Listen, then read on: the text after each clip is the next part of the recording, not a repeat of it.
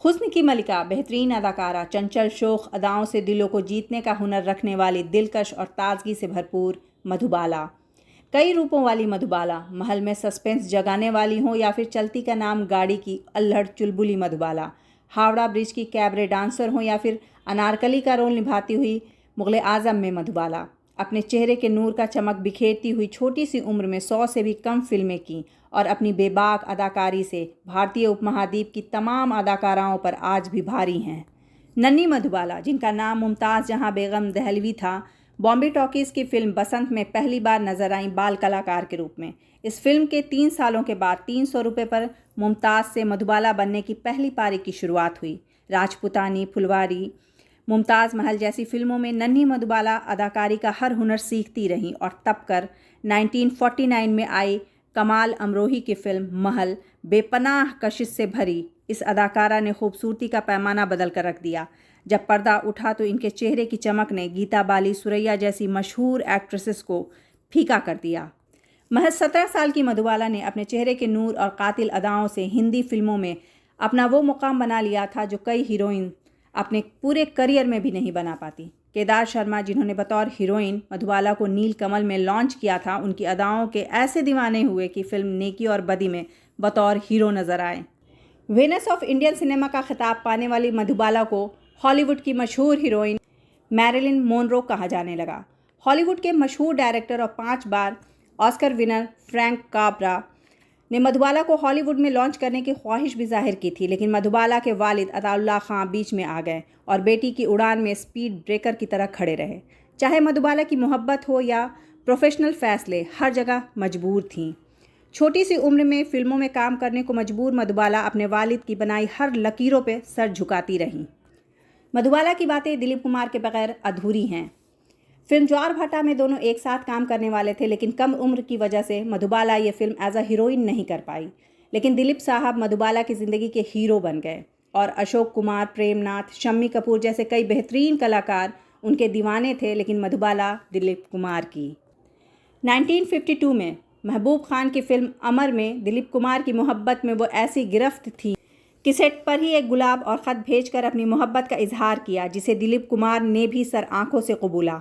फिर 1953 में के आसिफ की फिल्म मुगल आजम की शूटिंग शुरू हुई, लेकिन कोई हीरोइन अनारकली के रोल के लिए फाइनल नहीं थी। कहा जाता है कि नरगिस को इस रोल के लिए अप्रोच किया गया था। आखिरकार दिलीप साहब की सिफारिश से मधुबाला ने यह किरदार निभाया। मधुबाला ने यह साबित कर दिया कि यह रोल उन्हीं के लिए बना था। मुगल आजम हिंदी सिनेमा के इतिहास में कभी न मिटने वाला छाप छोड़ गई और साथ में मधुबाला भी। बीमारी के बावजूद इस फिल्म की हर बारीकी को उन्होंने दिल से निभाया। संगमरमर की मूर्ति बनी मधुबाला या नर्तकी बनी मधुबाला, जंजीर में जकड़ी मधुबाला या दीवारों में चुनवाई गई मधुबाला, सलीम की मोहब्बत में मदहोश निगाहों का जादू बिखेरती मधुबाला। लेकिन किस्मत को कुछ और ही मंजूर था। ये वो दौर था जब मधुबाला मानो कामयाबी की हर बुलंदियां पार कर रही थी। वहीं दिलीप कुमार और मधुबाला एक बेहतरीन स्क्रीन पार्टनर बन गए थे और तभी 1954 में अमर के रिलीज़ के साथ ही मधुबाला की मोहब्बत की खबर अताउल्लाह खां को लग गई और उन पर तमाम पहरे लगा दिए गए, जो मधुबाला के दिल पर बिजली गिरने से कम नहीं था। 1950 में ये पता चला कि मधुबाला के दिल में एक पैदाइशी छेद है, जिसका इलाज उस वक्त मुमकिन नहीं था। वो कई बार सेट पर बेहोश हो जाती और कई दफ़ा खून की उल्टियाँ भी करती, लेकिन काम करती रहीं, मानो उन्होंने ठान रखा था जब तक दिल धड़कता रहेगा वो अदाकारी का हर मुकाम छू लेंगी, जिसे दिलीप कुमार उनके साथ उनकी हिम्मत की तरह खड़े रहें। सभी को लगा दोनों शादी कर लेंगे। दोनों एक दूसरे से बेपनाह प्यार करते थे, दोनों ही पठान ख़ानदान से ताल्लुक़ रखते थे और दोनों ही कामयाब स्टार्स थे, लेकिन अताउल्लाह खां पत्थर बने खड़े रहे। इसी बीच बी.आर. चोपड़ा ने नया दौर के लिए दिलीप कुमार के साथ मधुबाला को लिया, लेकिन आउटडोर शूटिंग को लेकर बी.आर. चोपड़ा और अताउल्लाह खां के बीच में कुछ अनबन हुई और मधुबाला की जगह वैजयंतीमाला ने पूरी की ये फिल्म। बात इतनी बढ़ गई कि कोर्ट और केस तक पहुंच गई और मधुबाला और दिलीप कुमार के बीच में दूरियां आने लगी। दिलीप कुमार ने कोर्ट में कहा था, मधुबाला से मैं मोहब्बत करता हूं और पूरी ज़िंदगी करता रहूंगा, लेकिन यहाँ मैं सच्चाई के लिए खड़ा हूँ। मुगल आजम की शूटिंग कई सालों तक चलती रही, लेकिन मधुबाला और दिलीप कुमार के बीच एक खामोशी ने जगह ले ली थी। इस फिल्म में कई सीन्स ऐसे हैं जहां दोनों की मोहब्बत छलकी तो कहीं गुस्सा, कहीं दर्द दिखा तो कहीं दिलों के टूटने की खामोश तड़प। इस बीच मधुबाला की तबीयत बिगड़ती रही। डॉक्टरों ने उन्हें आराम करने को कहा, लेकिन वो 1 साल में 4 फिल्म्स करती रहीं, मानो काम में खुद को भूल जाना चाहती हों। तब किशोर कुमार ने उनसे शादी की तजवीज़ पेश की, उनकी बीमारी को जानते हुए। दोनों की शादी हुई और वो लंदन चली गईं अपने इलाज के लिए।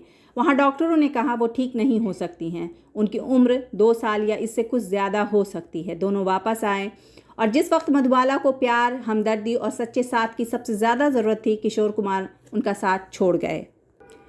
किशोर कुमार की बेरुखी से मधुबाला को गहरा सदमा लगा। अकेली मधुबाला मौत से लड़ती रहीं।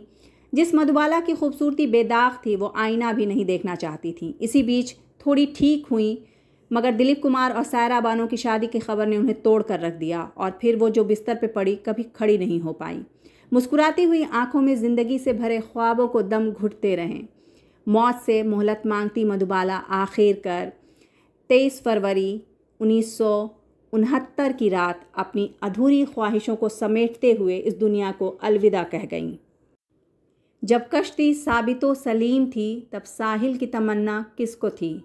अब ऐसी शिकस्त कश्ती में साहिल की तमन्ना कौन करे?